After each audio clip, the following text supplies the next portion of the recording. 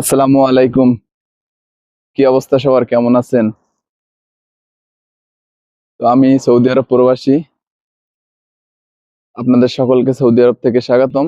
Saudi আরবে হাজার হাজার অসংখ্য মানুষ রয়েছে যারা দেশ ত্যাগ করে, দেশের মায়া ত্যাগ করে, বন্ধু বান্ধব, আত্মীয় স্বজন সবাইকে রেখে এই দূর প্রবাসে এসে পাড়ি জমাচ্ছে। তারা দিনরাত পরিশ্রম করে, তাদের নিজের সংকৃপ্তি, বন্ধু বান্ধব, আত্মীয় স্বজন, ফ্যামিলিকে রেখে এখানে এসে কষ্ট করতেছে। তাদের কষ্টের কোনো শেষ নাই।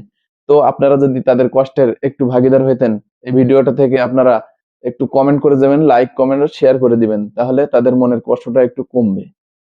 তারা দিনরাত পরিশ্রম করে, যখন রুমে আসার পরেও তাদের মনের কষ্টটা শেয়ার করবে, যে একজন বন্ধু কিংবা একজন মানুষের সাথে শেয়ার করবে, এরকম মানুষ কিন্তু তাদের আশেপাশে বা কোথাও থাকে। কারণ সবাই যে যার মতো ডিউটিতে থাকে, সবাই ব্যস্ত থাকে, কেউ কারোর কথা শোনার মতো কারোর টাইম নাই।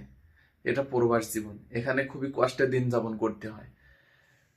যেই প্রবাসে আসে না কেন, আপনারা দেখবেন আপনার আপনার আত্মীয় স্বজন, আপনার আশেপাশের ব্যক্তিরা যেই প্রবাসে আসুক, ফেসবুক গণমাধ্যম, ইউটিউব, তারপরে বিভিন্ন সামাজিক গণমাধ্যমে দেখবেন স্ট্যাটাস আকারে তার মনের কষ্টটা প্রকাশ করতে চেষ্টা করে, কিংবা ভিডিও আকারে, যে কোনো ধরনের যে কোনো ভাবে সে তার মনের কষ্টটা একটু প্রকাশ করার চেষ্টা করে। আসলে এটা খুবই কষ্টকর। নিজের বুকের ভিতরে যে কষ্টটা, এটা বোঝানোর মতো কেউ থাকে না। এজন্য সবাই একটু হালকা হওয়ার জন্য এই সামাজিক গণমাধ্যমটা বেছে নেয়। তো আপনারা যদি একটু লাইক কমেন্ট শেয়ার না করেন, তাহলে প্রবাসীদের মনের কষ্টটা কখনোই দূর হবে না ভাই। আজকে আমার নতুন ভ্লগে আপনাদের সকলকে আমন্ত্রণ রইল। ব্লগটি সবাই শেষ পর্যন্ত দেখে যাবেন। প্রবাসীদের কষ্ট দেখার মতো কেউ থাকে না। তাদের পরিবার পরিজন, আত্মীয় স্বজন, বন্ধু বান্ধব সবাইকে ছেড়ে তারাই দূর প্রবাসে এসে জীবনের সাথে যুদ্ধ করতেছে। দেশ ছাড়লেই কি শুধু প্রবাসী হওয়া যায়? দেশের মায়া, মমতা, বন্ধু বান্ধব, যে কত কষ্ট, কত যন্ত্রণা নিয়ে এই প্রবাসের মাটিতে থাকতে হয়, সেটা শুধু প্রবাসীরাই জানে।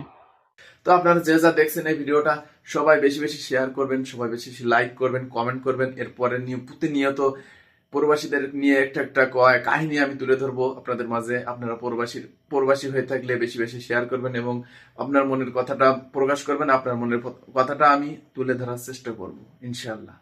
ভালো থাকবেন সবাই, আবার দেখা হবে নতুন ব্লগ নিয়ে। আসলে আমি নতুন, তো আমার ভিডিওতে কথা বলার ধরনটাই অন্যরকম। আমি হয়তো ঠিকভাবে গুছিয়ে কথা বলতে পারি না।